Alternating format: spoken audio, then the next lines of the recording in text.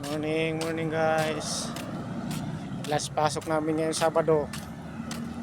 Tapos ito ay 4 na araw ata lang pasok.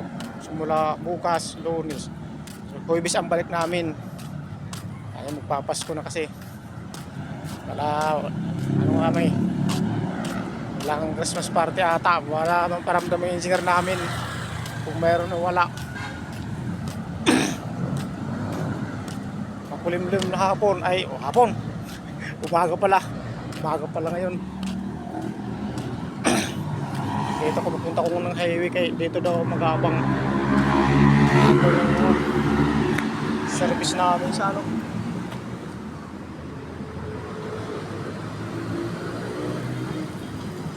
mga kasamahan ko wala pa.